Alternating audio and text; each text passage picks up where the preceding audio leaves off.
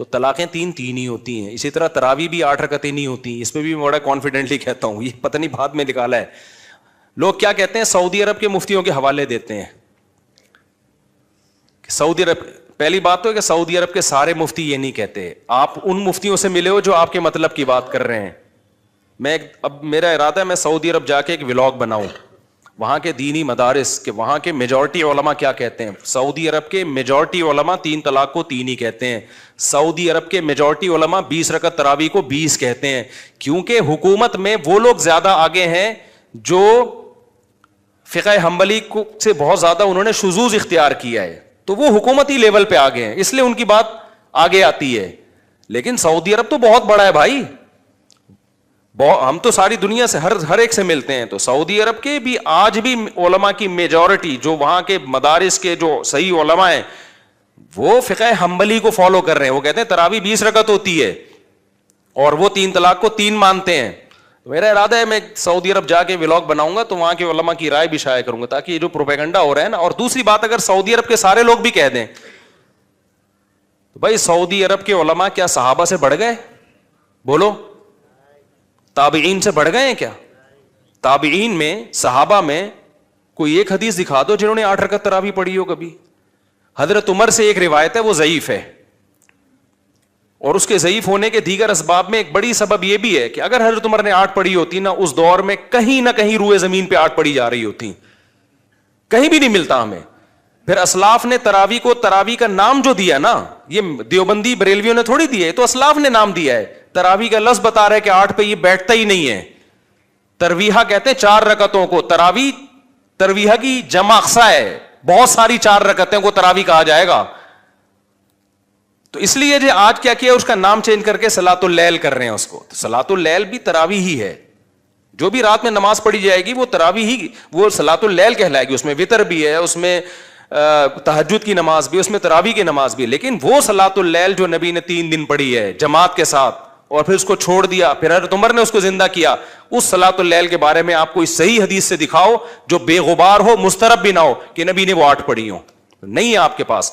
تو یہ آپ کی فہم ہے کہ آپ تہجد والی حدیث کو تراویح پہ فٹ کرتے ہو, یہ آپ کی سوچ ہے. تو آپ قرآن و سنت کی جو تشریح کرتے ہو اس تشریح کو آپ امت میں نہیں مت تھوپو. آپ کہو یہ میری پرسنل رائے ہے, تو ٹھیک ہے آپ اپنی رائے پر عمل کریں, ہمیں اس پہ کوئی کبھی جو 8 پڑھ کے جاتا ہے ہم نے کبھی روکا اس کو, ٹھیک ہے تمہاری رائے ہے.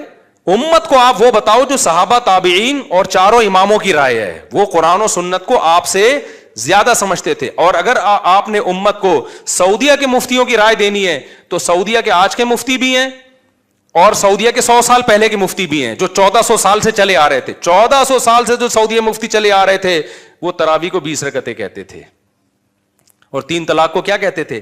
3. ابھی میرا 3 طلاق پہ چیلنج گیا نا, کہیں بھی نہیں ہے 3 طلاقیں ایک ہوتی ہیں.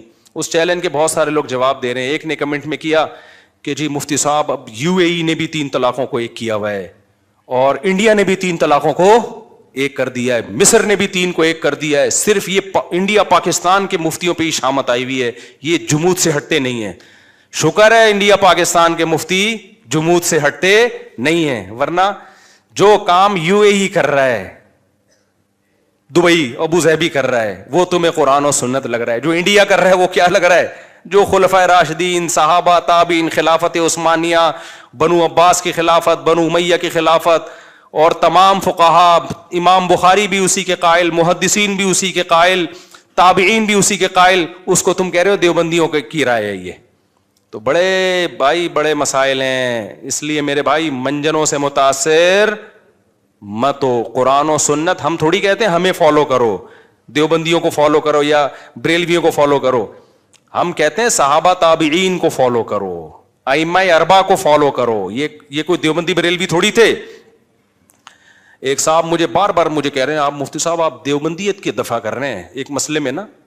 ہم علماء دیوبند کو اس لیے فالو کر رہے ہیں کہ وہ قرآن و سنت کو فالو کر رہے ہیں. تو اصل قرآن و سنت ہی ہے, وہ کر علماء دیوبند رہے ہیں تو مجبوری ہے ہماری ان کو فالو کرنا. نہیں کر رہے ہوتے تم چھوڑ چکے ہوتے. ہاں اگر کوئی عالم دیوبند کا عالم غلطی کر رہا ہے تو ہم اس غلطی میں اس کو تھوڑی فالو کرتے ہیں. بہت سارے علماء دیوبند ہیں جو آج کل ہیں جو بدعتیں بہت ساری لے کے چل رہے ہیں, ہم نہیں مانتے ان کو کیونکہ ہم نے کلمہ نبی کا پڑھا ہے.